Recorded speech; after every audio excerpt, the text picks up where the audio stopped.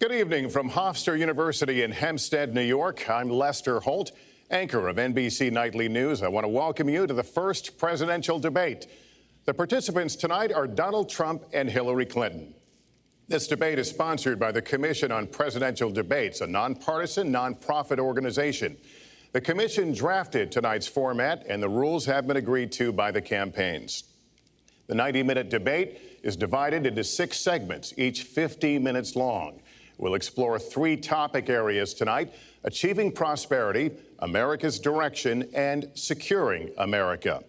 At the start of each segment, I will ask the same lead-off question to both candidates, and they will each have up to 2 minutes to respond. From that point until the end of the segment, we'll have an open discussion. The questions are mine and have not been shared with the commission or the campaigns. The audience here in the room has agreed to remain silent so that we can focus on what the candidates are saying. I will invite you to applaud, however, at this moment as we welcome the candidates.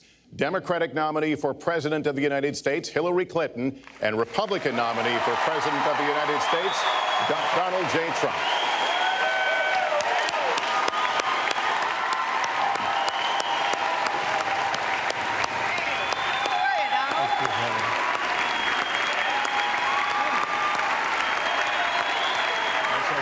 Good luck to you. Trump, good luck to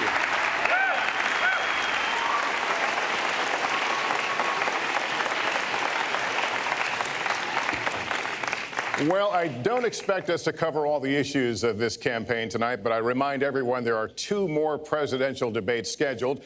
We are going to focus on many of the issues that voters tell us are most important, and we're going to press for specifics. I am honored to have this role, but this evening belongs to the candidates and just as important to the American people. Candidates, we look forward to hearing you articulate your policies and your positions, as well as your visions and your values. So, let's begin. We're calling this opening segment Achieving Prosperity, and central to that is jobs. There are 2 economic realities in America today. There's been a record 6 straight years of job growth, and new census numbers show incomes have increased at a record rate after years of stagnation. However, income inequality remains significant, and nearly half of Americans are living paycheck to paycheck. Beginning with you, Secretary Clinton, why are you a better choice than your opponent to create the kinds of jobs that will put more money into the pockets of American workers? Well, thank you, Lester, and thanks to Hofstra for hosting us. The central question in this election is really what kind of country we want to be and what kind of future we'll build together. Today is my granddaughter's 2nd birthday, so I think about this a lot. First, we have to build an economy that works for everyone, not just those at the top. That means we need new jobs, good jobs, with rising incomes. I want us to invest in you. I want us to invest in your future. That means jobs in infrastructure, in advanced manufacturing, in innovation and technology, clean renewable energy, and small business, because most of the new jobs will come from small business. We also have to make the economy fairer. That starts with raising the national minimum wage and also guarantee, finally, equal pay for women's work. I also want to see more companies do profit sharing. If you help create the profits, you should be able to share in them, not just the executives at the top. And I want us to do more to support people who are struggling to balance family and work. I've heard from so many of you about the difficult choices you face and the stresses that you're under. So let's have paid family leave, earned sick days. Let's be sure we have affordable child care and debt-free college. How are we going to do it? We're going to do it by having the wealthy pay their fair share and close the corporate loopholes. Finally, we tonight are on the stage together, Donald Trump and I. Donald, it's good to be with you. We're going to have a debate where we are talking about the important issues facing our country. You have to judge us. Who can shoulder the immense, awesome responsibilities of the presidency? Who can put into action the plans that will make your life better? I hope that I will be able to earn your vote on November 8th. Secretary Clinton, thank you. Mr. Trump, the same question to you. It's about putting more money into the pockets of American workers. You have up to 2 minutes. Thank you, Lester. Our jobs are fleeing the country. They're going to Mexico. They're going to many other countries. You look at what China is doing to our country in terms of making our product. They're devaluing their currency, and there's nobody in our government to fight them. And we have a very good fight, and we have a winning fight, because they're using our country as a piggy bank to rebuild China, and many other countries are doing the same thing. So we're losing our good jobs, so many of them. When you look at what's happening in Mexico, a friend of mine who builds plants said it's the eighth wonder of the world. They're building some of the biggest plants anywhere in the world, some of the most sophisticated, some of the best plants. With the United States, as he said, not so much. So Ford is leaving. You see that, their small car division leaving. Thousands of jobs, leaving Michigan, leaving Ohio. They're all leaving, and we can't allow it to happen anymore. As far as child care is concerned and so many other things, I think Hillary and I agree on that. We probably disagree a little bit as to numbers and amounts and what we're going to do, but perhaps we'll be talking about that later. But we have to stop our jobs from being stolen from us. We have to stop our companies from leaving the United States, and with it, firing all of their people. All you have to do is take a look at Carrier Air Conditioning in Indianapolis. They left, fired 1,400 people. They're going to Mexico. So many, hundreds and hundreds of companies are doing this. We cannot let it happen. Under my plan, I'll be reducing taxes tremendously, from 35% to 15% for companies, small and big businesses. That's going to be a job creator like we haven't seen since Ronald Reagan. It's going to be a beautiful thing to watch. Companies will come, they will build, they will expand, new companies will start, and I look very, very much forward to doing it. We have to renegotiate our trade deals, and we have to stop these countries from stealing our companies and our jobs. Secretary Clinton, would you like to respond?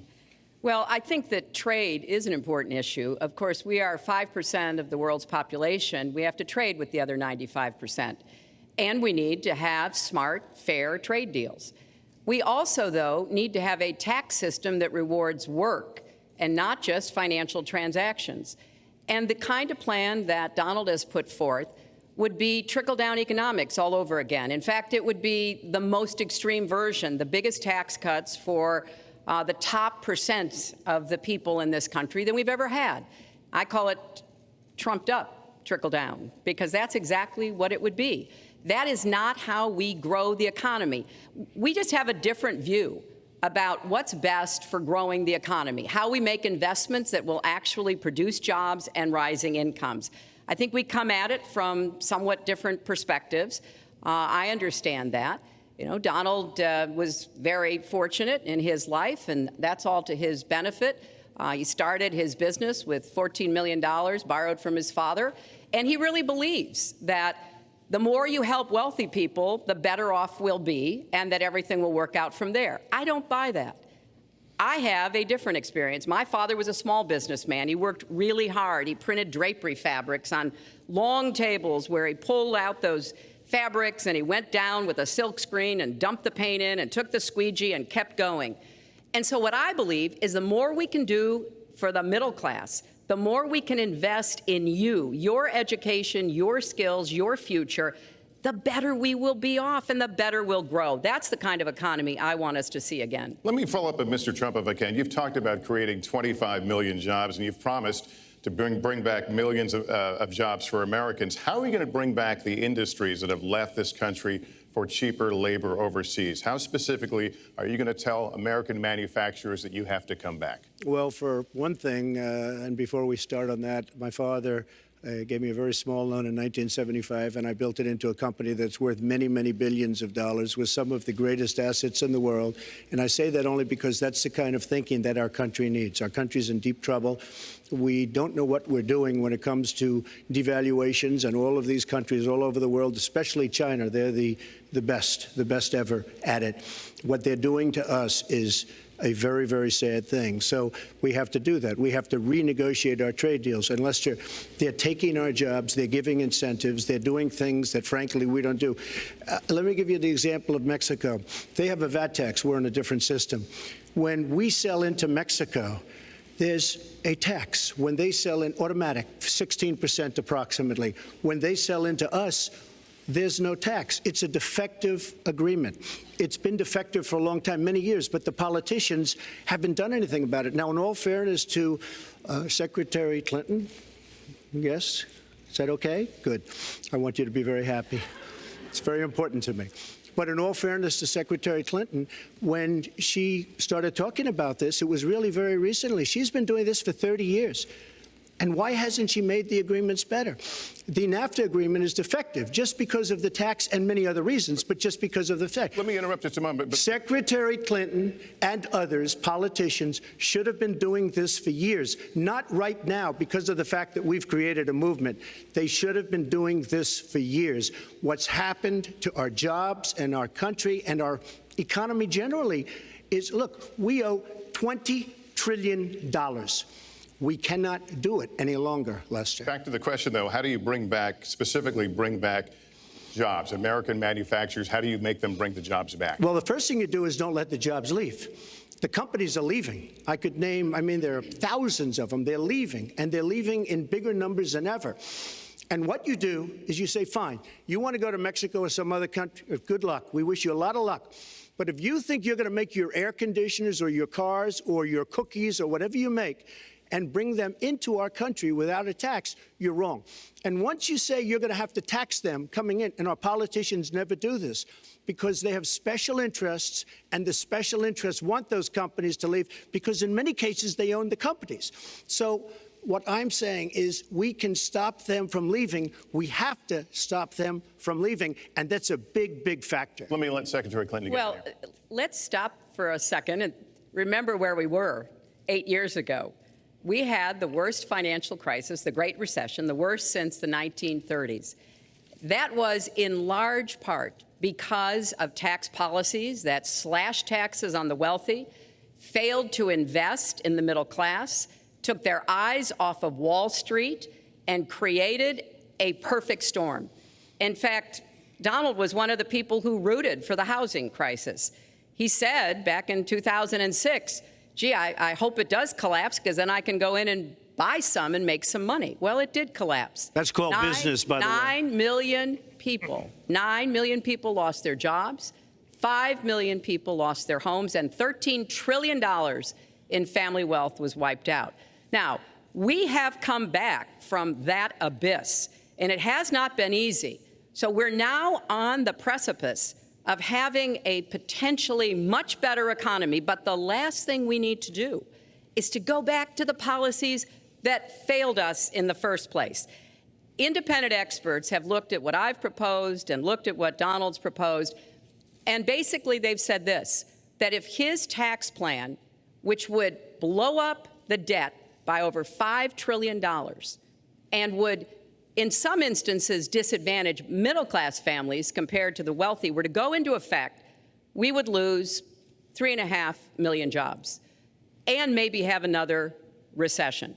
They've looked at my plans and they've said, okay, if we can do this, and I intend to get it done, we will have 10 million more new jobs because we will be making investments where we can grow the economy. Take clean energy. Some country is going to be the clean energy superpower of the 21st century. Donald thinks that climate change is a hoax perpetrated by the Chinese. I think it's real. Science is real. I do not say that. And I think it's important that we grip this and deal with it, both at home and abroad. And here's what we can do. We can deploy 500 million more solar panels. We can have enough clean energy to power every home. We can build a new modern electric grid.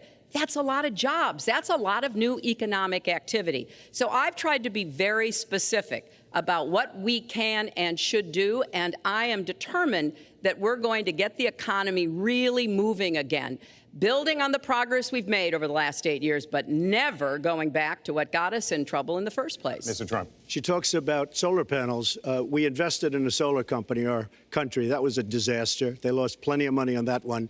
Now, look, I'm a great believer in all forms of energy, but we're putting a lot of people out of work. Our energy policies are a disaster. Our country is losing so much in terms of energy, in terms of paying off our debt.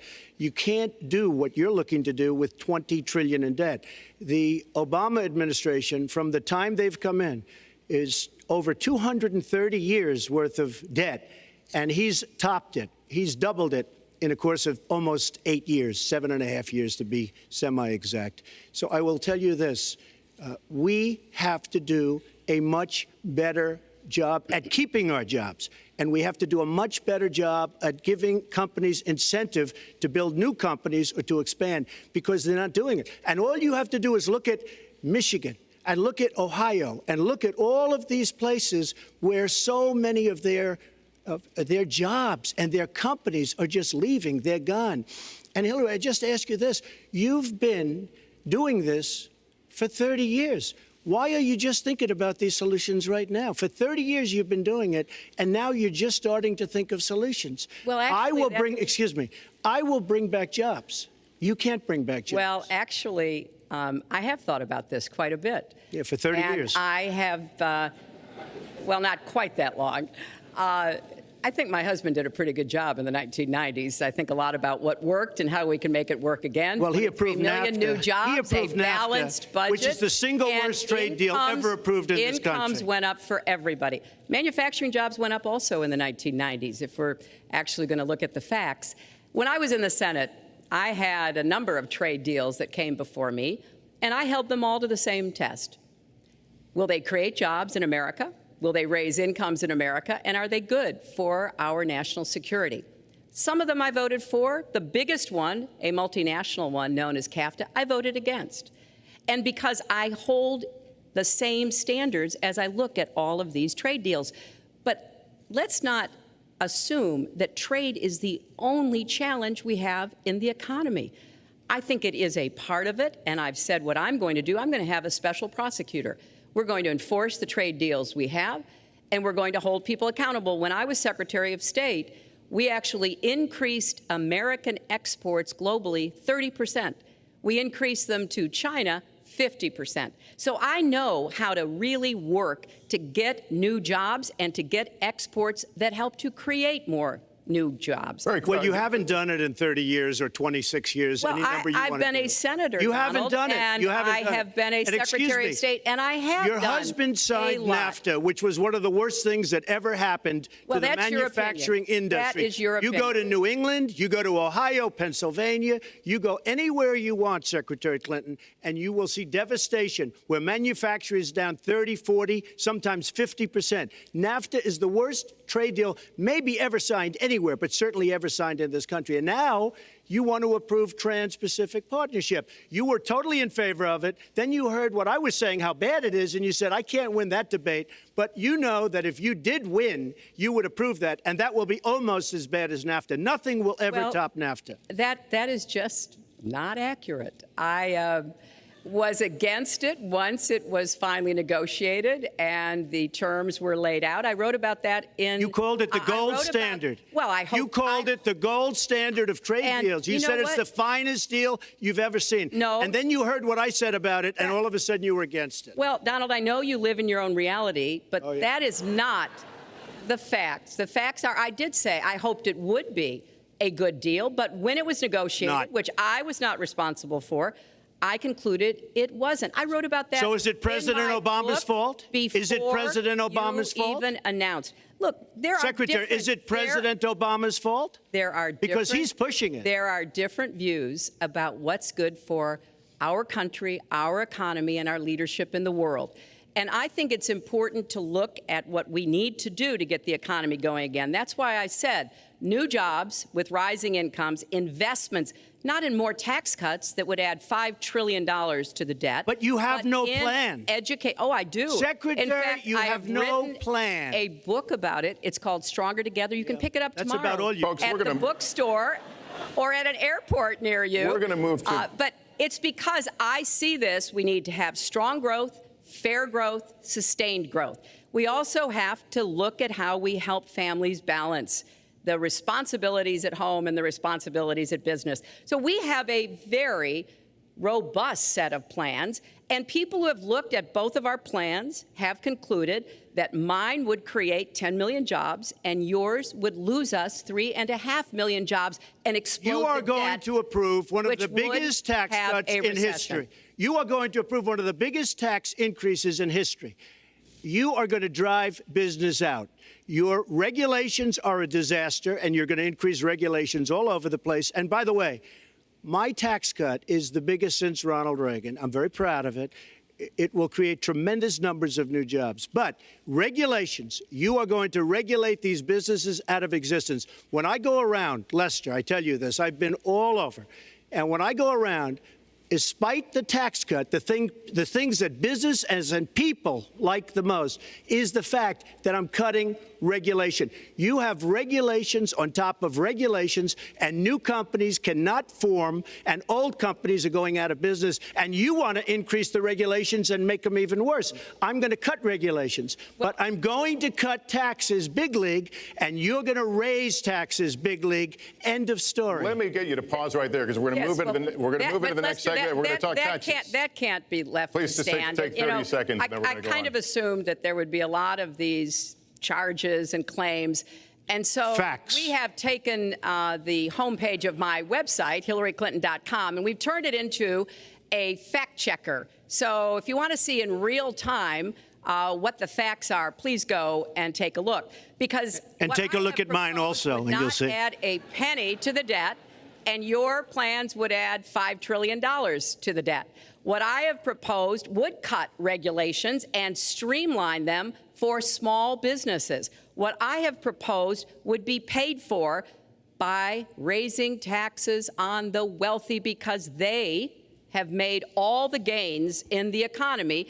And I think it's time that the wealthy and corporations paid their fair share to support this country. Well, you just opened the next segment. Well, which is look, could I just finish? Actually, I think I should. I'm going to give you a chance right here. With the and new you take a look at her 15-minute website. segment. She's going to raise taxes $1.3 trillion. Mr. Trump, and look at her website.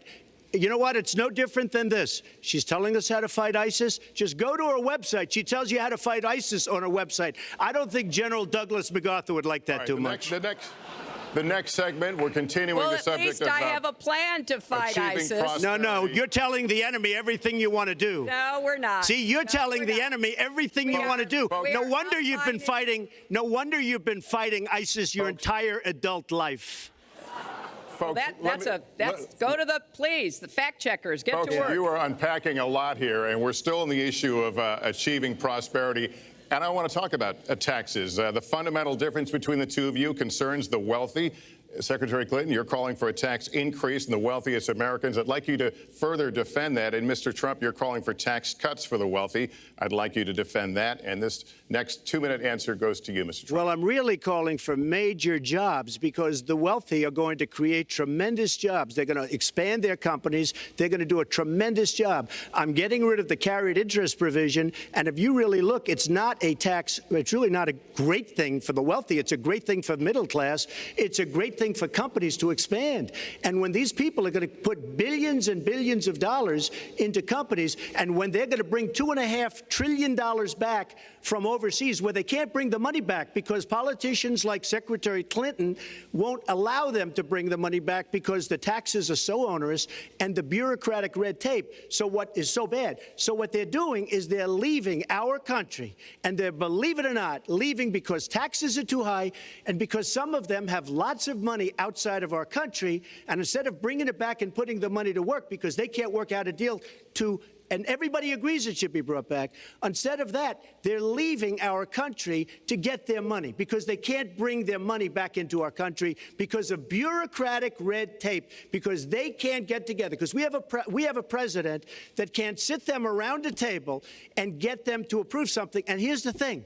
Republicans and Democrats agree that this should be done. $2.5 trillion. I happen to think it's double that. It's probably $5 trillion that we can't bring into our country, Lester. And with a little leadership, you'd get it in here very quickly, and it could be put to use on the inner cities and lots of other things, and it would be beautiful. But we have no leadership. And honestly, that starts with Secretary Clinton.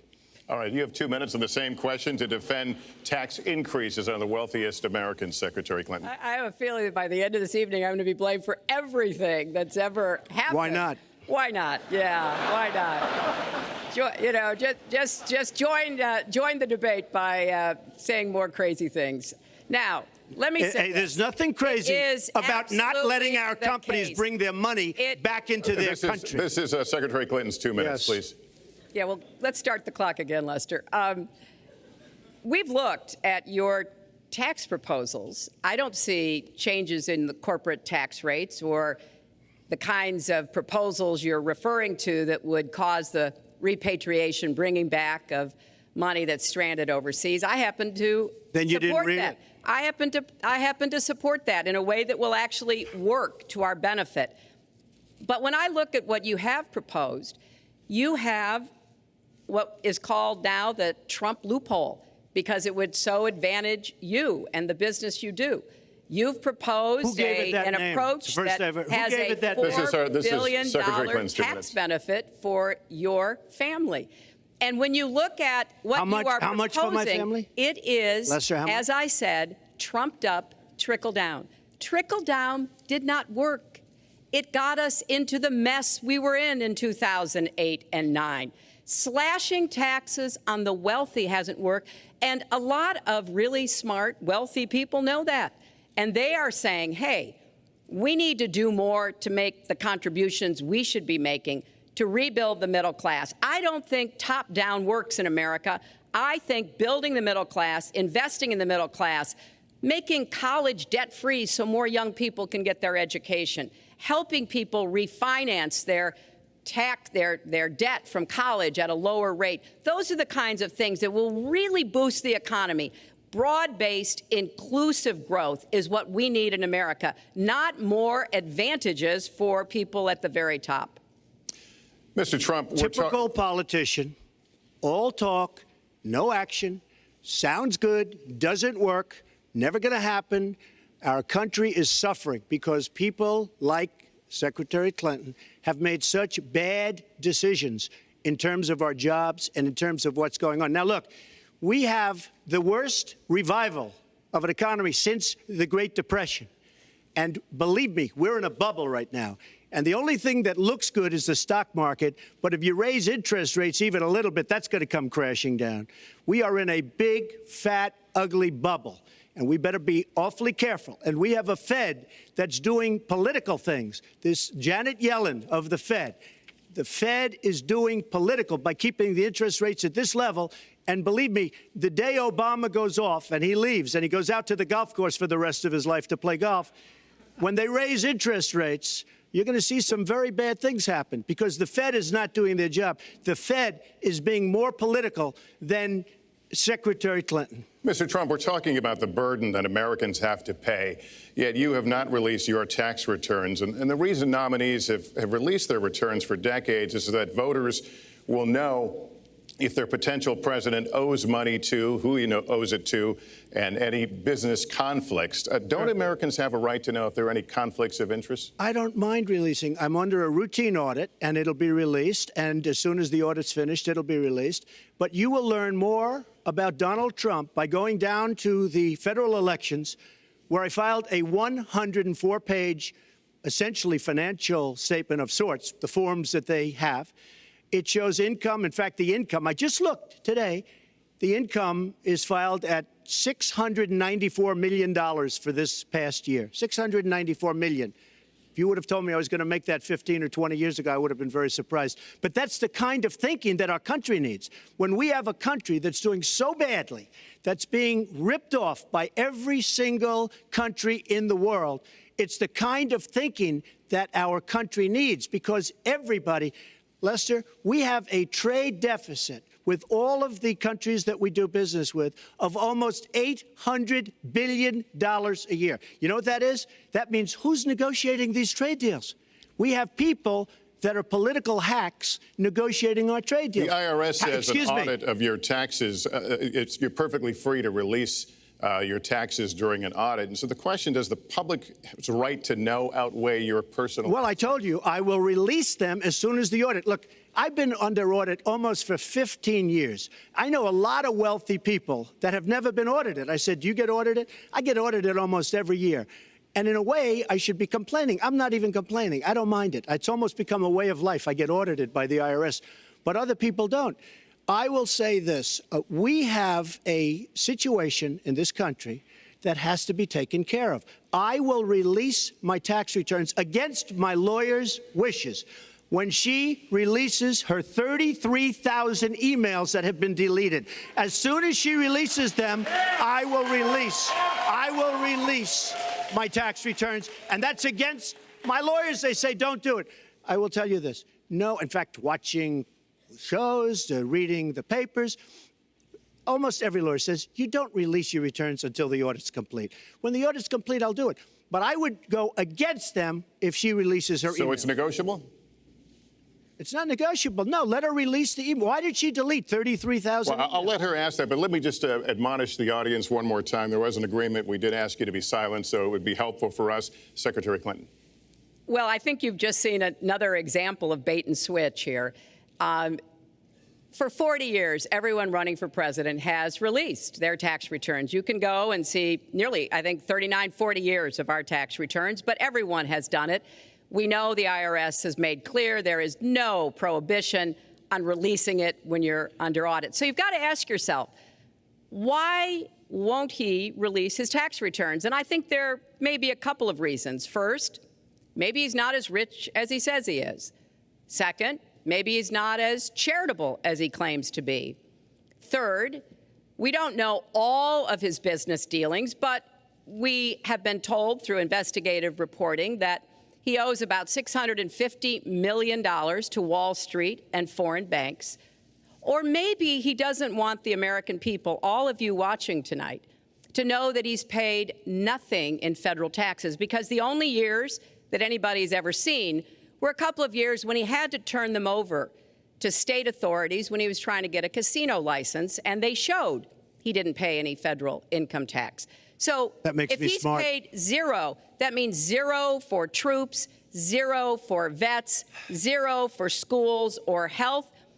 And I think probably he's not all that enthusiastic about having the rest of our country see what the real reasons are, because it must be something really important, even terrible, that he's trying to hide. And the financial disclosure statement, they don't give you the tax rate. They don't give you all the details that tax returns would. And it just seems to me that this is something that the American people deserve to see. And I have no reason to believe that he's ever going to release his tax returns, because there's something he's hiding. And we'll guess. We'll keep guessing at what it might be that he's hiding. But I think the question is, were he ever to get near the White House, what would be those conflicts? Who does he owe money to? Well, he owes you the answers to that, and he should provide them. He also raised the issue of your emails. Do you want to respond to that? I do. You know, I made a mistake using a private email. That's for sure. And if I had to do it over again, I would obviously do it differently. But I'm not going to make any excuses. It was a mistake, and I take responsibility for that. Mr. Trump? That was more than a mistake. That was done purposely, okay? That was not a mistake. That was done purposely. When you have your staff taking the Fifth Amendment, taking the Fifth so they're not prosecuted, when you have the man that set up the illegal server taking the Fifth, I think it's disgraceful. And believe me, this country thinks it's disgraceful. It really thinks it's disgraceful also. As far as my tax returns, you don't learn that much from tax returns, that I can tell you. You learn a lot from financial disclosure, and you should go down and take a look at that. The other thing, I'm extremely underleveraged.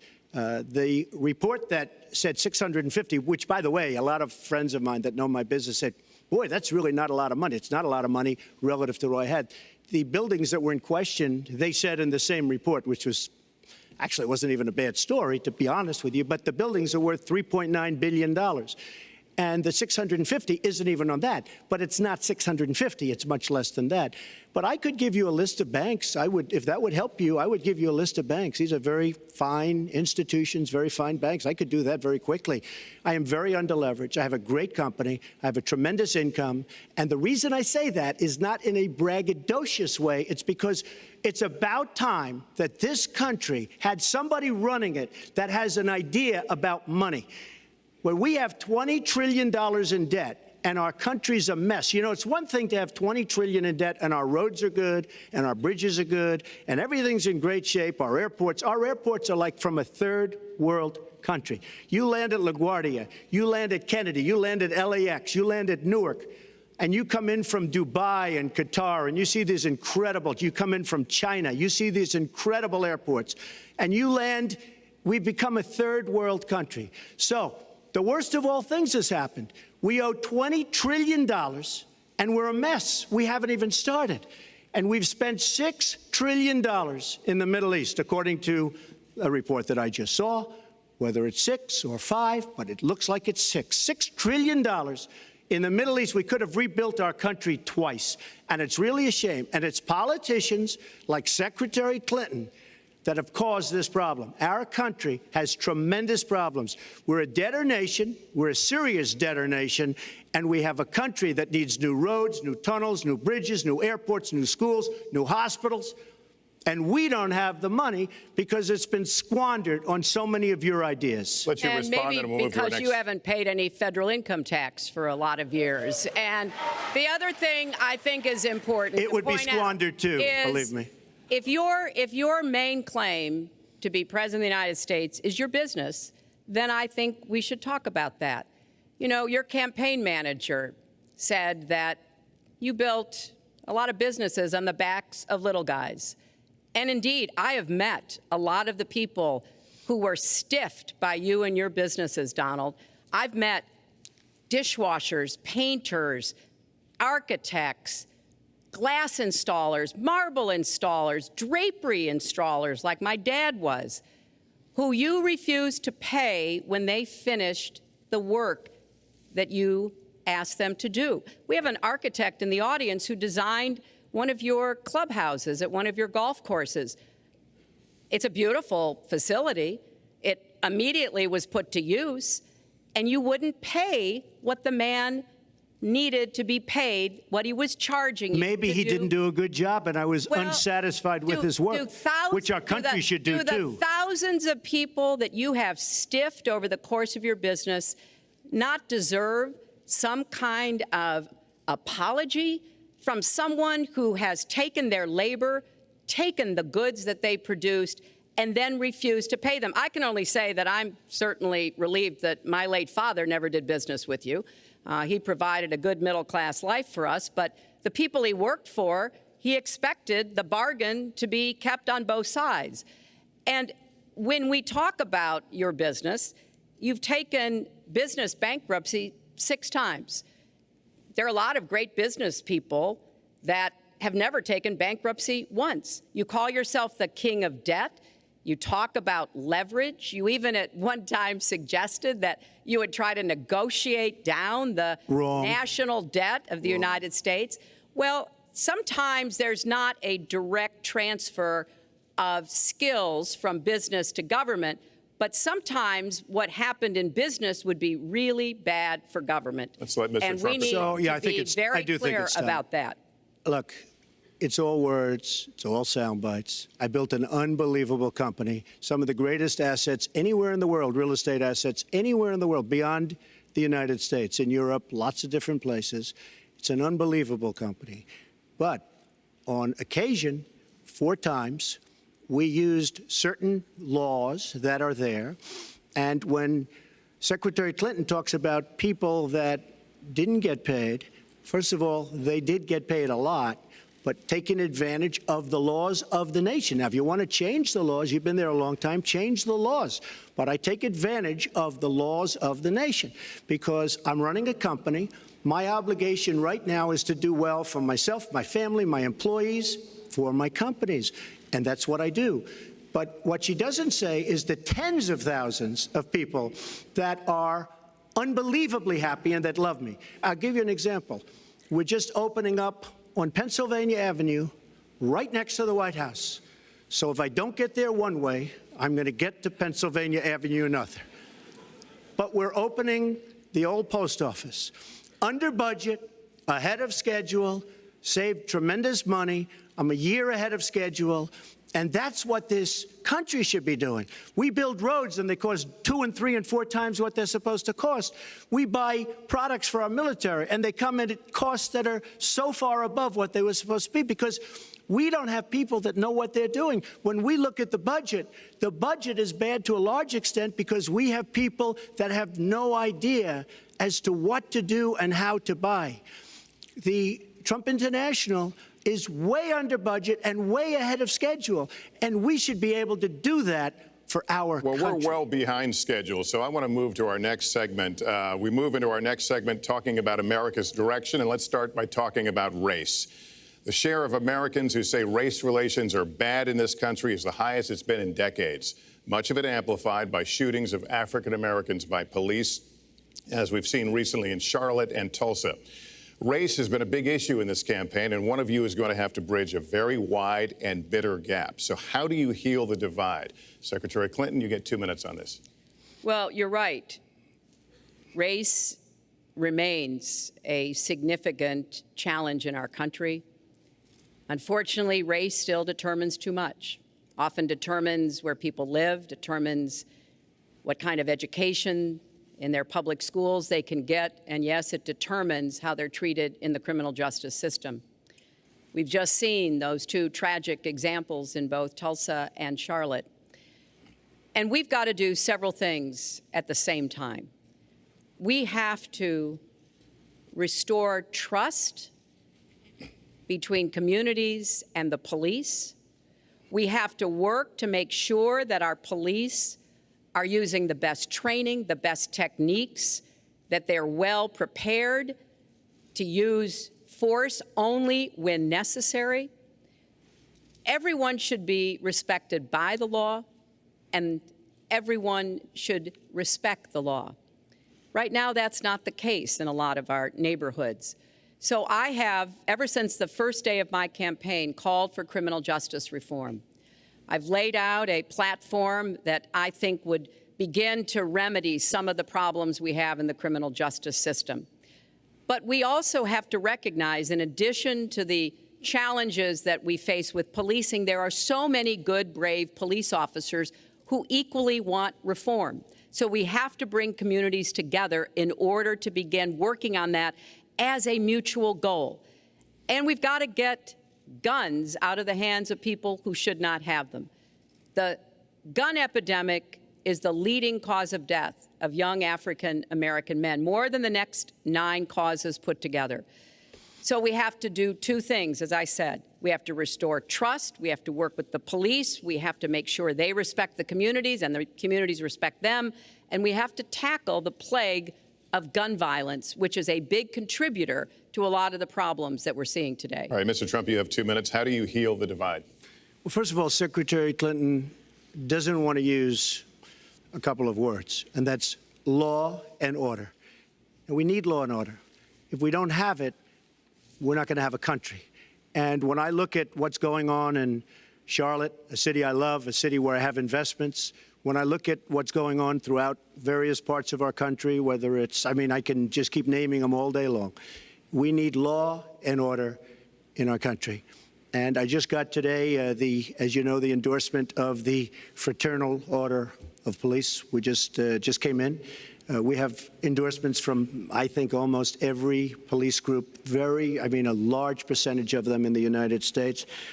We have a situation where we have our inner cities, African Americans, Hispanics, are living in hell because it's so dangerous.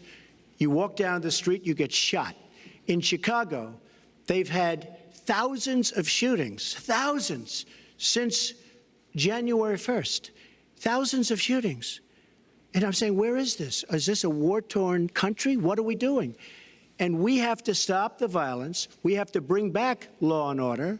In a place like Chicago, where thousands of people have been killed, thousands over the last number of years. In fact, almost 4,000 have been killed since Barack Obama became president. Almost 4,000 people in Chicago have been killed.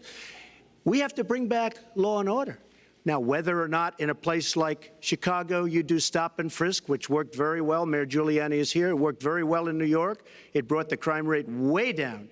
but you take the gun away from criminals that shouldn't be having it. We have gangs roaming the street, and in many cases, they're illegally here, illegal immigrants, and they have guns, and they shoot people. And we have to be very strong, and we have to be very vigilant. We have to know what we're doing. Right now, our police, in many cases, are afraid to do anything. We have to protect our inner cities because African-American communities are being decimated by crime. Your 2 minutes has expired, but I do want to follow up. Stop and frisk was ruled unconstitutional in New York because it largely singled out Black and Hispanic young men. No, you're wrong. It went before a judge who was a very against police judge.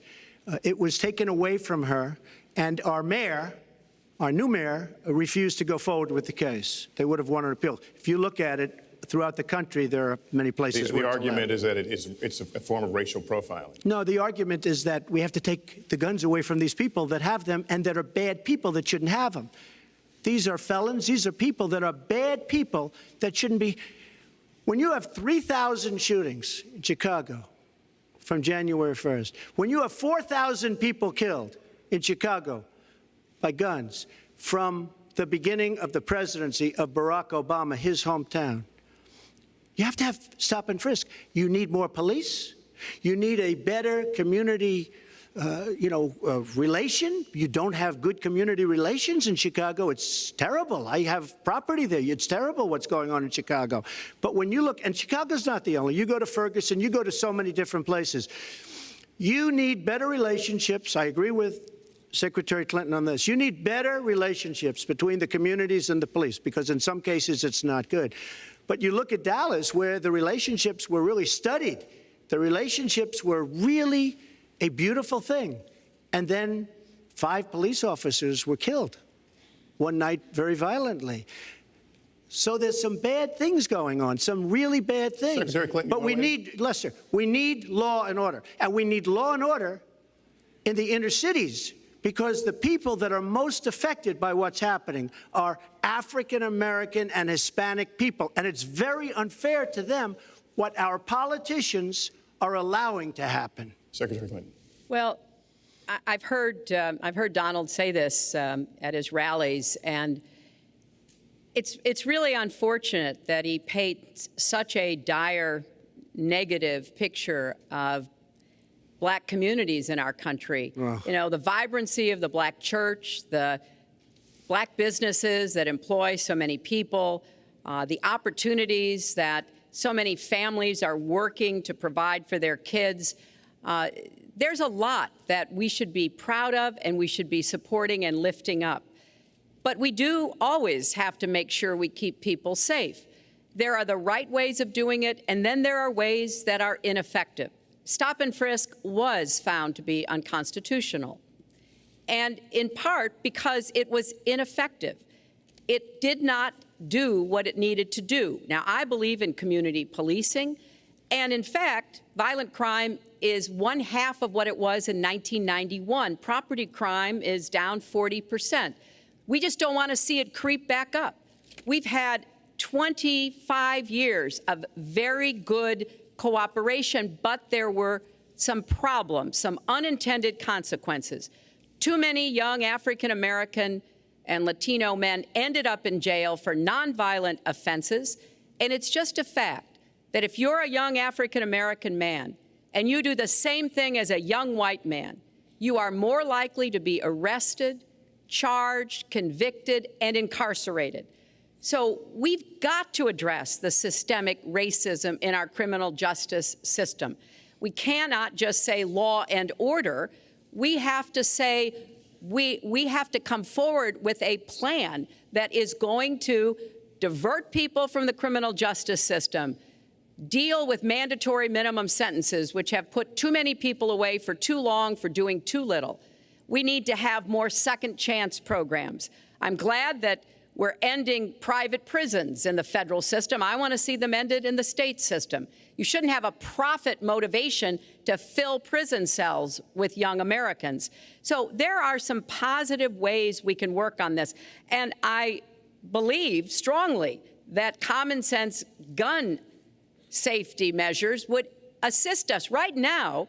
And this is something Donald has supported, along with the gun lobby. Right now, we've got too many military-style weapons on the streets. In a lot of places, our police are outgunned. We need comprehensive background checks, and we need to keep guns out of the hands of those who will do harm.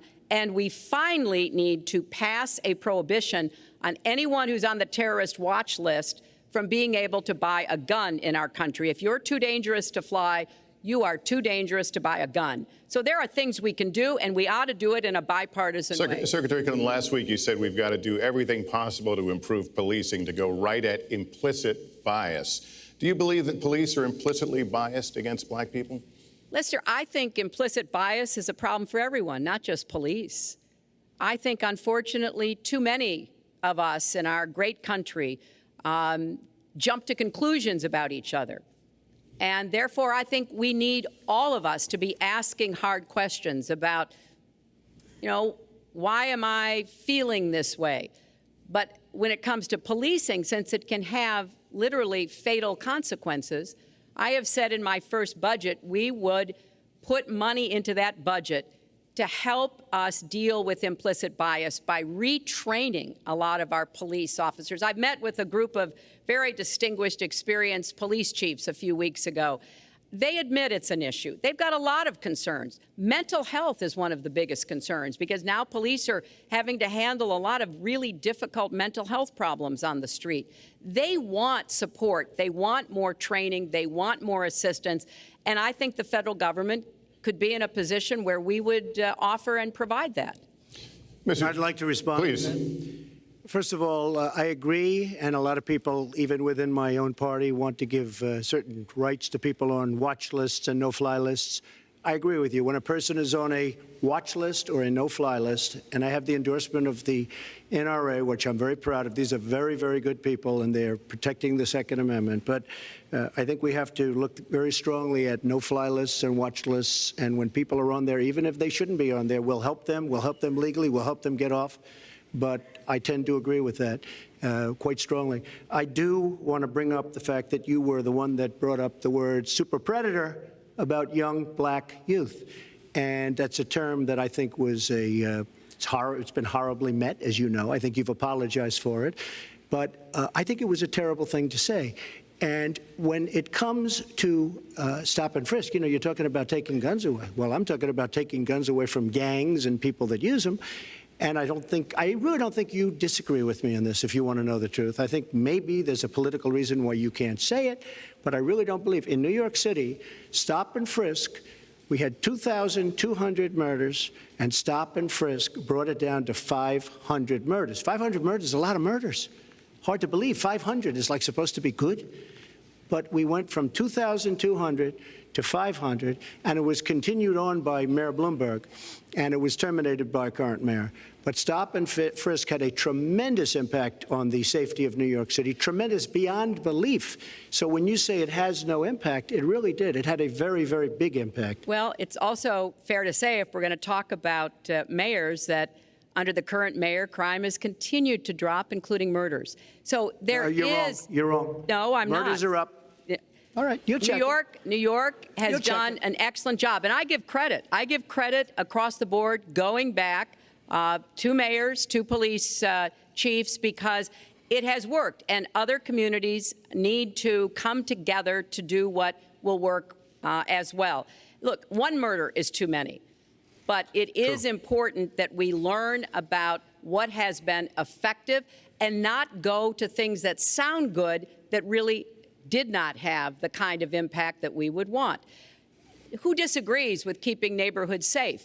But let's also add, no one should disagree about respecting the rights of young men who live in those neighborhoods. And so we need to do a better job of working again with the communities, faith communities, business communities, as well as the police, to try to deal with this problem. This conversation is about race, and so, Mr. Trump, I have to ask you. But I'd like to just respond, if I might. Please, 20 seconds. I'd just like to respond. Please respond, then I've got to follow up. Look, the African-American community has been let down by our politicians. They talk good around election time, like right now. And after the election, they said, see you later. I'll see you in 4 years. The African-American community, look, the community within the inner cities has been so badly treated. They've been abused and used in order to get votes by Democrat politicians, because that's what it is. They've controlled these communities for up to 100 years. Mr. Trump, let me... Well, unbroken. And I will tell you, you look at the inner cities, and I just left Detroit, and I just left Philadelphia, and I just, you know, you've seen me. I've been all over the place. You decided to stay home, and that's okay. But I will tell you, I've been all over, and I've met some of the greatest people I'll ever meet within these communities, and they are very, very upset with what their politicians have told them and what their politicians have done. Mr. Trump, I think Donald just criticized me for preparing for this debate. And yes, I did. And you know what else I prepared for? I prepared to be president. And I think that's a good thing. Mr. Trump, for 5 years, you perpetuated a false claim that the nation's first black president was not a natural-born citizen. You questioned his legitimacy. In the last couple of weeks, you acknowledged what most Americans have accepted for years: the president was born in the United States. Can you tell us what took you so long? I'll tell you just very simple to say. Sidney Blumenthal works for the campaign and very close friend of Secretary Clinton. And her campaign manager, Patty Doyle, went to, during the campaign, her campaign against President Obama, fought very hard. And you can go look it up and you can check it out. And if you look at CNN this past week, Patty Solis Doyle was on Wolf Blitzer saying that this happened. Blumenthal sent McClatchy, highly respected reporter at McClatchy, to Kenya to find out about it. They were pressing it very hard. She failed to get the birth certificate. When I got involved, I didn't fail. I got him to give the birth certificate. So I'm satisfied with it, and I'll tell you why I'm satisfied with it. That was in because I want to 2011. get on to defeating ISIS, because I want to get on to creating jobs, because I want to get on to having a strong border, because I want to get on to things that are very important to me and that are very important to the country. I will let you respond. It's important, but I just want to get the answer here. The birth certificate was produced in 2011. You continued to tell the story and question the president's legitimacy in 2012, 13, 14, 15, as recently as January. So the question is, what changed your mind? Well, nobody was pressing it. Nobody was caring much about it. I figured you'd ask the question tonight, of course, but nobody was caring much about it. But I was the one that got him to produce the birth certificate, and I think I did a good job. Secretary Clinton also fought it. I mean, you know, now everybody in mainstream is going to say, oh, that's not true. Look, it's true. Sidney Blumenthal sent a reporter. You just have to take a look at CNN last week, the interview with your former campaign manager, and she was involved. But just like she can't bring back jobs, she can't produce. I'm sorry, I'm just going to follow up, and I will let you respond to that, because if there's a lot there. But we're talking about racial healing in this segment. What do you say to Americans? Well, it was I say nothing. I say nothing because I was able to get him to produce it. He should have produced it a long time before. I say nothing. But let me just tell you, when you talk about healing, I think that I've developed very, very good relationships over the last little while with the African-American community. I think you can see that. And I feel that they really wanted me to come to that conclusion, and I think I did a great job and a great service, not only for the country, but even for the president, in getting him to produce his birth certificate. Secretary Clinton. Well, just listen to what you heard. And clearly, as Donald just admitted, he knew he was going to stand on this debate stage, and Lester Holt was going to be asking us questions, so he tried to put the whole racist birther lie to bed. But it can't be dismissed that easily. He has really started his political activity based on this racist lie that our first black president was not an American citizen. There was absolutely no evidence for it, but he persisted. He persisted year after year because some of his supporters, people that he was trying to bring into his fold apparently believed it or wanted to believe it. But remember, Donald started his career back in 1973 being sued by the Justice Department for racial discrimination because he would not rent apartments in one of his developments to African Americans, and he made sure that the people who worked for him understood that was the policy. He actually was sued twice by the Justice Department. So he has a long record of engaging in racist behavior. And the birther lie was a very hurtful one. You know, Barack Obama is a man of great dignity, and I could tell how much it bothered him and annoyed him that this was being touted and used against him. But I like to remember what Michelle Obama said in her amazing speech at our Democratic National Convention. When they go low, we go high. And Barack Obama went high, despite Donald Trump's best efforts to bring him down. Mr. Trump, you can respond, then we're going to move on to the next segment. I would love to respond. First of all, I got to watch, in preparing for this, some of your debates against Barack Obama. You treated him with terrible disrespect. And I watched the way you talk now about how lovely everything is and how wonderful you are. It doesn't work that way. You were after him. You were trying to. You even sent out, or your campaign sent out, pictures of him in a certain garb, very famous pictures. I don't think you can deny that. But just last week, your campaign manager said it was true. So when you try to act holier than thou, it really doesn't work. It really doesn't. Now, as far as the lawsuit, yes, when I was very young, I went into my father's company, had a real estate company in Brooklyn and Queens, and we, along with many, many other companies throughout the country, it was a federal lawsuit, were sued. We settled the suit with no admission of guilt. It was very easy to do, but they sued many people. I notice you bring that up a lot, and I also notice the very nasty commercials that you do on me in so many different ways, which I don't do on you. Maybe I'm trying to save the money, but frankly, I look at that and I say, isn't that amazing? Because I settled that lawsuit with no admission of guilt, but that was a lawsuit brought against many real estate firms, and it's just one of those things. I'll go on one step further. In Palm Beach, Florida, tough community, a brilliant community, a wealthy community, probably the wealthiest community there is in the world. I opened a club and really got great credit for it. No discrimination against African Americans, against Muslims, against anybody. And it's a tremendously successful club, and I'm so glad I did it. And I have been given great credit for what I did, and I'm very, very proud of it. And that's the way I feel. That is the true way I feel. Our next segment is called Securing America. We want to start with a 21st century war happening every day in this country. Our institutions are under cyber attack, and our secrets are being stolen. So my question is, who's behind it, and how do we fight it? Secretary Clinton, this answer goes to you. Well, I think cybersecurity, cyber warfare will be one of the biggest challenges facing the next president, because clearly we're facing at this point two different kinds of adversaries. There are the independent hacking groups that do it mostly for commercial reasons, to try to steal information that they then can use to make money. But increasingly, we are seeing cyber attacks coming from states, organs of states. The most recent and troubling of these has been Russia. There's no doubt now that Russia has used cyber attacks against all kinds of organizations in our country, and I am deeply concerned about this. I know Donald's very praiseworthy of Vladimir Putin, but Putin is playing a really tough, long game here.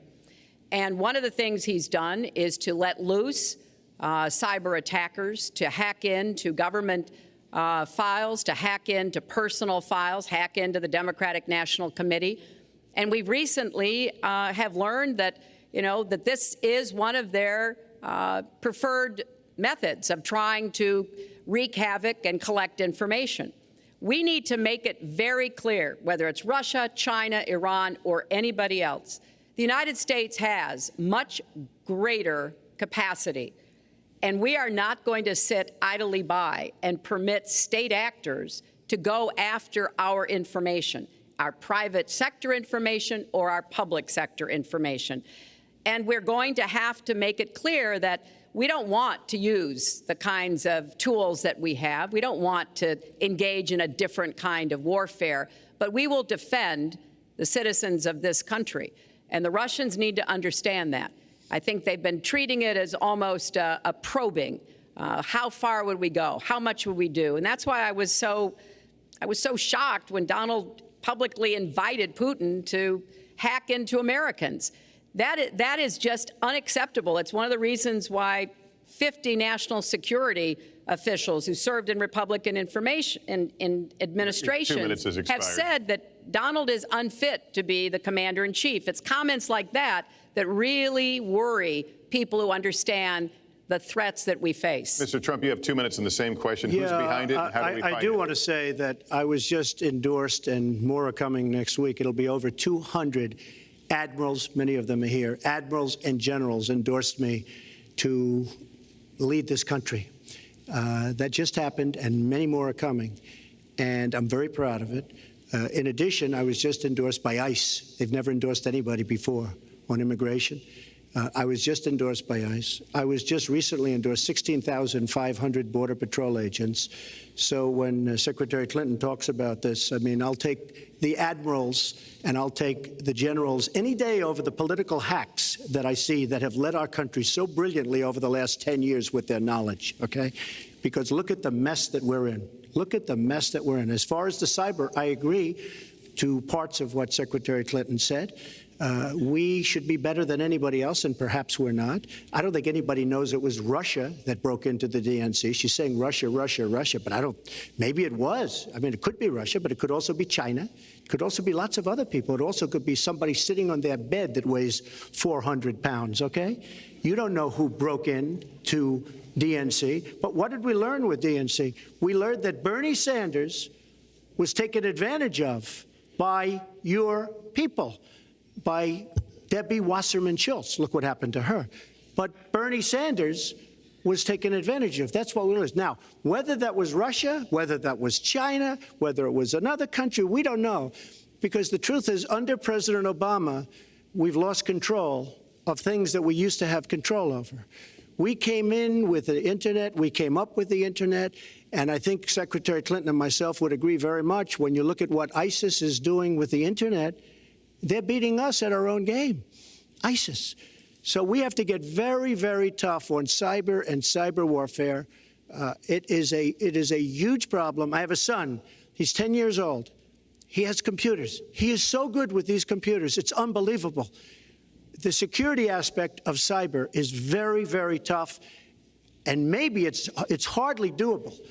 But I will say we are not doing the job we should be doing. But that's true throughout our whole governmental society. We have so many things that we have to do better, Lester, and certainly cyber is one of them. Secretary Clinton? Well, I think there are a number of issues that we should be addressing. I have put forth a plan to defeat ISIS. It does involve going after them online. I think we need to do much more with our tech companies to prevent ISIS and their operatives from being able to use the Internet to radicalize, even direct people in our country and Europe and elsewhere. But we also have to intensify our air strikes against ISIS and eventually support our Arab and Kurdish partners to be able to actually take out ISIS in Raqqa, end their claim of being a caliphate. We're making progress. Our military is assisting in Iraq, and we're hoping that within the year we'll be able to push ISIS out of Iraq and then, really squeeze them in Syria. But we have to be cognizant of the fact that they've had foreign fighters coming to volunteer for them, foreign money, foreign weapons. So we have to make this the top priority, and I would also do everything possible to take out their leadership. I was involved in a number of efforts to take out al-Qaeda leadership when I was Secretary of State, including, of course, taking out bin Laden. And I think we need to go after Baghdadi as well. Make that one of our organizing principles, because we've got to defeat ISIS, and we've got to do everything we can to disrupt their propaganda efforts online. You mentioned ISIS, and we think of ISIS certainly as over there, but there are American citizens who have been inspired to commit acts of terror on American soil. The latest incident, of course, the bombings we just saw in New York and New Jersey, the knife attack at a mall in Minnesota, and the last year, deadly attacks in San Bernardino and Orlando. I'll ask this to both of you. Tell us specifically how you would prevent homegrown attacks by American citizens, Mr. Trump. Well, first I have to say one thing, very important. Secretary Clinton is talking about taking out ISIS. We will take out ISIS. Well, President Obama and Secretary Clinton created a vacuum the way they got out of Iraq, because they got out, they shouldn't have been in, but once they got in, the way they got out was a disaster, and ISIS was formed. So she talks about taking them out. She's been doing it a long time. She's been trying to take them out for a long time. But they wouldn't have even been formed if they left some troops behind, like 10,000 or maybe something more than that. And then you wouldn't have had them. Or, as I've been saying for a long time, and I think you'll agree because I said it to you once, had we taken the oil, and we should have taken the oil, ISIS would not have been able to form either, because the oil was their primary source of income.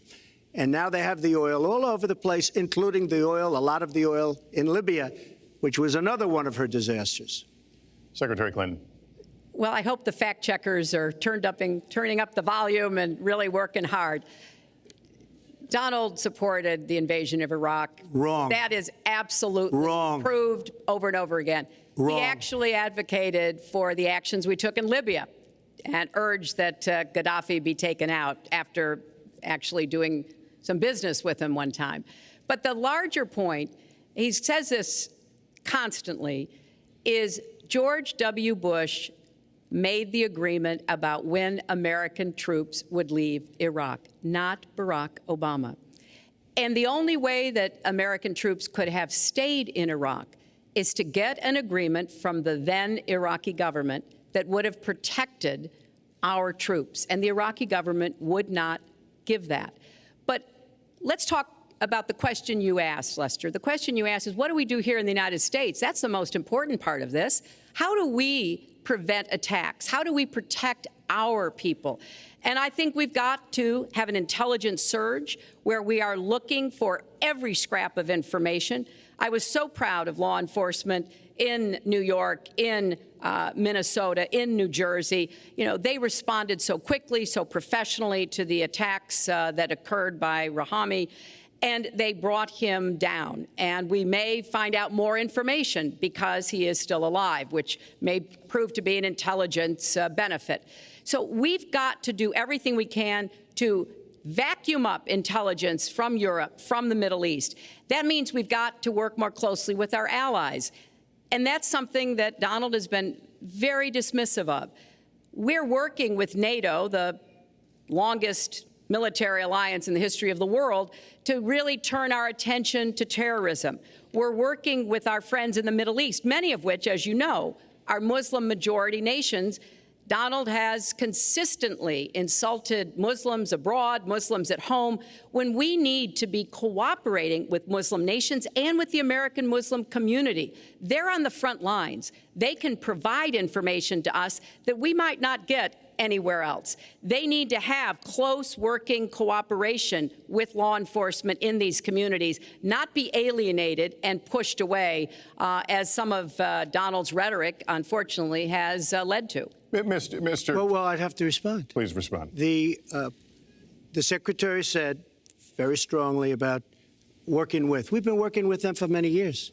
And we have the greatest mess anyone's ever seen. You look at the Middle East, it's a total mess, under your direction to a large extent. But you look at the Middle East, you started the Iran deal. That's another beauty, where you have a country that was ready to fall. I mean, they were doing so badly. They were choking on the sanctions, and now they're going to be actually probably a major power at some point pretty soon, the way they're going. But when you look at NATO, I was asked on a major show, what do you think of NATO? Now, you have to understand, I'm a business person. I did really well, but I have common sense. And I said, well, I'll tell you, I haven't given lots of thought to NATO, but two things. Number one, the 28 countries of NATO, many of them aren't paying their fair share. Number two, and that bothers me because we should be, as we're defending them, and they should at least be paying us what they're supposed to be paying by treaty and contract. And number two, I said, and very strongly, NATO could be obsolete because, and I was very strong on this, and it was actually covered very accurately in the New York Times, which is unusual for the New York Times, to be honest. But I said, they do not focus on terror. And I was very strong, and I said it numerous times. And about 4 months ago, I read on the front page of the Wall Street Journal that NATO is opening up a major terror division. And I think that's great. And I think we should get, because we pay approximately 73% of the cost of NATO. It's a lot of money to protect other people. But I'm all for NATO. But I said they have to focus on terror also. And they're going to do that. And that was, believe me, I'm sure I'm not going to get credit for it, but that was largely because of what I was saying and my criticism of NATO. I think we have to get NATO to go into the Middle East with us, in addition to surrounding nations, and we have to knock the hell out of ISIS, and we have to do it fast. When ISIS formed in this vacuum created by Barack Obama and Secretary Clinton, and believe me, you were the ones that took out the troops. Not only that, you named the day. They couldn't believe it. They sat back probably and said, I can't believe it. They said, no, wait a minute. We've covered when they formed, this is something that never should have happened. It should have never happened. Now, you're talking about taking out ISIS, but you were there and you were Secretary of State when it was a little infant. Now it's in over 30 countries. And you're going to stop them? I don't think so. Mr. Trump, a lot of these are judgment questions. You had supported the war in Iraq before the invasion. What makes your judgment? I did not support the war in Iraq. 2002. That is a mainstream media nonsense put out by her because she, frankly, I think the best person in her campaign is mainstream media. My question is, since you would you like to hear? Why is your I was against the war. Wait a minute. I was against the war in Iraq, just so you put it out. The record shows otherwise. The record does not show that. Why is your judgment? The record shows that I'm right. When I did an interview with Howard Stern, very lightly, first time anyone's asked me that, I said, very lightly, I don't know, maybe, who knows, essentially. I then did an interview with Neil Cavuto. We talked about the economy is more important. I then spoke to Sean Hannity, which everybody refuses to call Sean Hannity. I had numerous conversations with Sean Hannity at Fox, and Sean Hannity said, and he called me the other day, and I spoke to him about it. He said, you were totally against the war, because he was for the war. Why is your judgment better than... And that was before the war started. Sean Hannity said very strongly to me and other people, he's willing to say, but nobody wants to call him, I was against the war. He said, you used to have fights with me because Sean was in favor of the war. And I understand that side also, not very much, because we should have never been there. But nobody called Sean Hannity. And then they did an article in a major magazine shortly after the war started, I think in 2004, but they did an article which had me totally against the war in Iraq. And one of your compatriots said, you know, whether it was before or right after, Trump was definitely, because if you read this article, there's no doubt.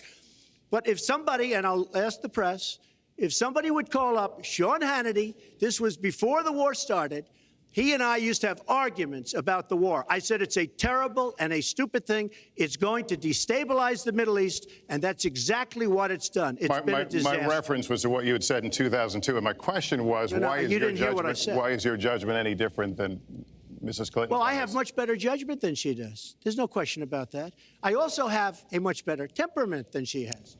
You know, I have a much better. She spent, let me tell you, she spent hundreds of millions of dollars on an advertising. You know, they get Madison Avenue into a room, they put names. Oh, temperament, let's go after.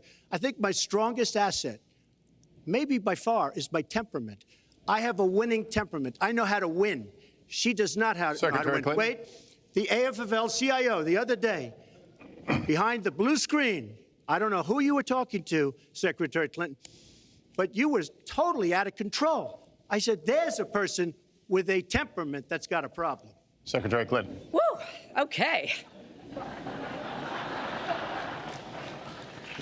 Let's talk about two important issues that were briefly mentioned by Donald. First, NATO. You know, NATO as a military alliance has something called Article 5, and basically it says this: an attack on one is an attack on all. And do you know the only time it's ever been invoked? After 9/11, when the 28 nations of NATO said that they would go to Afghanistan with us to fight terrorism, something that they still are doing by our side. With respect to Iran, when I became Secretary of State, Iran was weeks away from having enough nuclear material to form a bomb. They had mastered the nuclear fuel cycle under the Bush administration. They had built covert facilities. They had stocked them with centrifuges that were whirling away. And we had sanctioned them. I voted for every sanction against Iran when I was in the Senate, but it wasn't enough. So I spent a year and a half putting together a coalition that included Russia and China to impose the toughest sanctions on Iran. And we did drive them to the negotiating table. And my successor, John Kerry, and President Obama got a deal that put a lid on Iran's nuclear program without firing a single shot. That's diplomacy. That's coalition building. That's working with other nations. The other day, I saw Donald saying that there were some Iranian sailors on a ship in the waters off of Iran, and they were taunting American sailors who were on a nearby ship. He said, you know, if they taunted our sailors, I'd blow them out of the water and start another war. That's not good judgment. That is not the right temperament to be commander-in-chief, to be taunted. And the worst part of what we've heard Donald say has been about nuclear weapons. He has said repeatedly that he didn't care if other nations got nuclear weapons, Japan, South Korea, even Saudi Arabia. It has been the policy of the United States, Democrats and Republicans, to do everything we could to reduce the proliferation of nuclear weapons. He even said, well, you know, if there were a nuclear war in the East Asia, well, you know, that's fine. You know, have a good time, folks. And in fact, his cavalier attitude about nuclear weapons is so deeply troubling. That is the #1 threat we face in the world, and it becomes particularly threatening if terrorists ever get their hands on any nuclear material. So a man who can be provoked by a tweet should not have his fingers anywhere near the nuclear codes, as far as I think anyone with any sense about this should be concerned. That line's getting a little bit old, I must say. Listen, it's a good one, though. I would like to, well describes the problem. It's not an accurate one at all. It's not an accurate one. So I just want to give a lot of things, and just to respond, I agree with her on one thing. The single greatest problem the world has is nuclear armament, nuclear weapons, not global warming like you think and your president thinks. Nuclear is the single greatest threat. Just to go down the list, we defend Japan, we defend Germany, we defend South Korea, we defend Saudi Arabia, we defend countries. They do not pay us what they should be paying us because we are providing tremendous service and we're losing a fortune. That's why we're losing. We lose on everything. I say, who makes these? We lose on everything. Well, I said that it's very possible that if they don't pay a fair share, because this isn't 40 years ago where we could do what we're doing. We can't defend Japan, a behemoth selling us cars by the million. We need to move on. Wait, but it's very important. All I said was they may have to defend themselves or they have to help us out. We're a country that owes $20 trillion. They have to help us out. As far as the nuclear is concerned, I agree. It is the single greatest threat that this country has. Which leads my next question as we enter our last segment here still on the subject of securing America. On nuclear weapons, President Obama reportedly considered changing the nation's longstanding policy on first use. Do you support the current policy? Mr. Trump, you have 2 minutes on that. Well, I have to say that, for what Secretary Clinton was saying about nuclear with Russia, she's very cavalier in the way she talks about various countries. But Russia's been expanding. They have a much newer capability than we do. We have not been updating from the new standpoint. I looked the other night, I was seeing B-52s. They're old enough that your father, your grandfather could be flying them. We are not we are not keeping up with other countries. I would like everybody to end it, just get rid of it, but I would certainly not do first strike. I think that once the nuclear alternative happens, it's over. At the same time, we have to be prepared. I can't take anything off the table because you look at some of these countries, you look at North Korea, we're doing nothing there. China should solve that problem for us. China should go into North Korea. China is totally powerful as it relates to North Korea. And by the way, another one powerful is the worst deal I think I've ever seen negotiated that you started is the Iran deal. Iran is one of their biggest trading partners. Iran has power over North Korea. And when they made that horrible deal with Iran, they should have included the fact that they do something with respect to North Korea. And they should have done something with respect to Yemen and all these other places.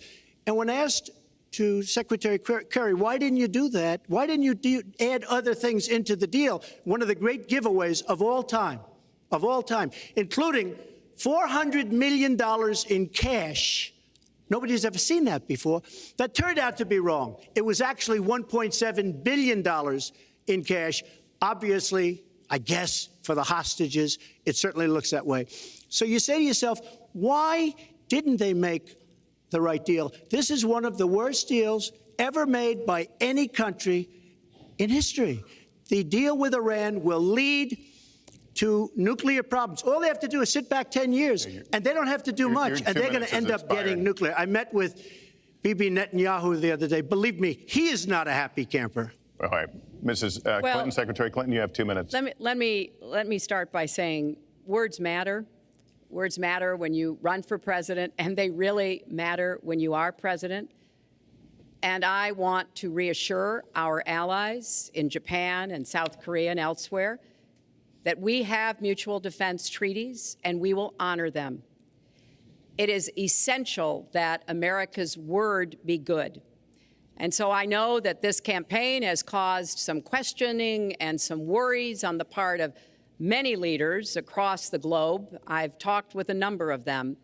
But I want to, on behalf of myself, and I think on behalf of a majority of the American people, say that, our word is good.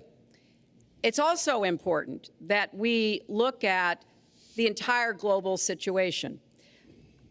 There's no doubt that we have other problems with Iran, but personally, I'd rather deal with the other problems having put that lid on their nuclear program than still to be facing that. And Donald never tells you what he would do. Would he have started a war? Would he have bombed Iran?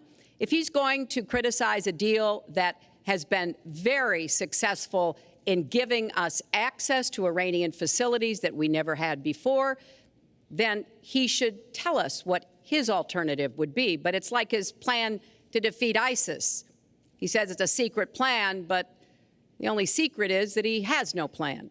So we need to be more precise in how we talk about these issues. People around the world follow our presidential campaigns so closely, trying to get hints about what we will do. Can they rely on us?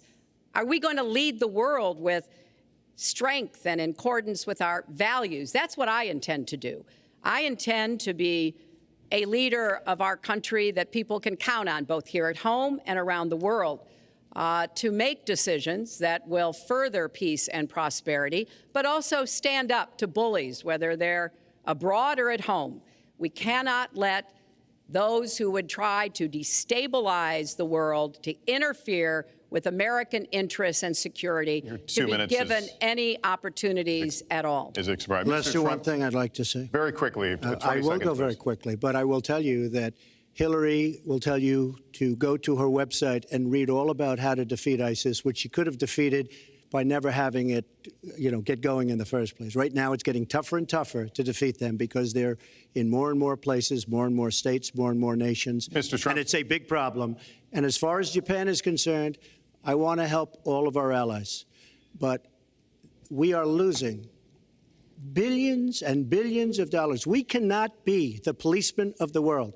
We cannot protect countries all over the world where they're not paying us what we need. We have just a few final questions. She doesn't say that because she's got no business ability. We need heart. We need a lot of things. But you have to have some basic ability. And sadly, she doesn't have that. All of the things that she's talking about could have been taken care of during the last 10 years, let's say, while she had great power, but they weren't taken care of. And if she ever wins this race, they won't be taken care of. Mr. Trump, this year, Secretary Clinton became the first woman nominated for president by a major party. Earlier this month, you said she doesn't have, quote, a presidential look. She's standing here right now. What did you mean by that?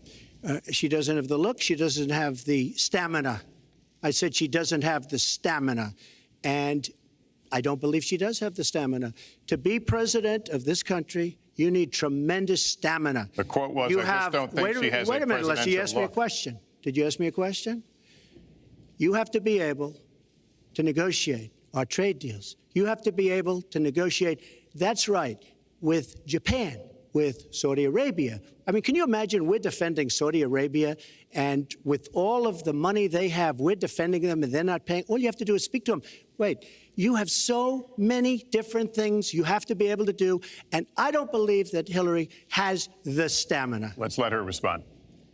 Well, as soon as he travels to 112 countries and negotiates a peace deal, a ceasefire, a release of dissidents, an opening of new opportunities in nations around the world, or even spends 11 hours testifying in front of a congressional committee, he can talk to me about stamina.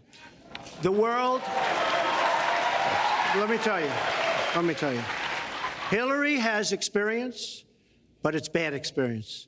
We have made so many bad deals during the last, so she's got experience, that I agree, but it's bad experience. Whether it's the Iran deal that you're so in love with, where we gave them $150 billion back, whether it's the Iran deal, whether it's anything you can name, you almost can't name a good deal. I agree. She's got experience, but it's bad experience. And this country can't afford to have another 4 years of that kind of experience. We are at the final question. One thing, very Lester, quickly, is, we're at the final question he now. tried to switch from looks to stamina. But this is a man who has called women pigs, slobs, and dogs, and someone who has said pregnancy is an inconvenience to employers, who has said women don't deserve equal pay unless they do as good a job as men. And one of the worst things he said was about a woman in a beauty contest. He loves beauty contests, supporting them and hanging around them. And he called this woman Miss Piggy. Then he called her Miss Housekeeping because she was Latina. Donald, she has a name. Where did you find her this? name Where is did you find Alicia this? Machado. Where did you find and it? she has become a U.S. citizen, and you can bet she's going to vote this November. Okay, good. Let me just tell you. Mr. Trump, can we just take 10 seconds, and then we're going to have the final question. Hillary is hitting me with tremendous commercials. Some of it said in entertainment. Some of it said somebody who's been very vicious to me, Rosie O'Donnell. I said very tough things to her, and I think everybody would agree that she deserves it, and nobody feels sorry for her. But you want to know the truth? I was going to say something extremely rough to Hillary, to her family, and I said to myself, I can't do it. I just can't do it. It's inappropriate. It's not nice. But she spent hundreds of millions of dollars on negative ads on me, many of which are absolutely untrue. They're untrue and they're misrepresentations. And I will tell you this, Lester, it's not nice, and I don't deserve that. But it's certainly not a nice thing that she's done. It's hundreds of millions of ads, and the only gratifying thing is I saw the polls come in today, and with all of that money, over $200 million is spent, and I'm either winning or tied, and I've spent practically nothing. One of you will not win this election. So my final question to you tonight, are you willing to accept the outcome as the will of the voters? Secretary Clinton? Well, I support our democracy. And sometimes you win, sometimes you lose. But I certainly will support the outcome of this election. And I know Donald's trying very hard to plant doubts about it, but I hope the people out there understand this election's really up to you. It's not about us so much as it is about you and your families and the kind of country and future you want. So I sure hope you will get out and vote as though your future depended on it, because I think it does. Mr. Trump, very quickly, the same question. Will you accept the outcome as the will of the voters? I want to make America great again. We are a nation that is seriously troubled. We're losing our jobs. People are pouring into our country. The other day, we were deporting 800 people, and perhaps they passed the wrong button, they pressed the wrong button, or perhaps, worse than that, it was corruption. But these people that we were going to deport for good reason ended up becoming citizens. And it was 800, and now it turns out it might be 1,800, and they don't even know. Will you accept Look, the outcome here's of the the election? story. I want to make America great again. I'm going to be able to do it. I don't believe Hillary will. The answer is, if she wins, I will absolutely support her. All right. Well, that is going to do it for us. That concludes our debate for this evening. A spirited one. We covered a lot of ground, not everything, as I suspected we would. The next presidential debates are scheduled for October 9th at Washington University in St. Louis and October 19th at the University of Nevada, Las Vegas. The conversation will continue. A reminder, the vice presidential debate is scheduled for October 4th at Longwood University in Farmville, Virginia. My thanks to Hillary Clinton.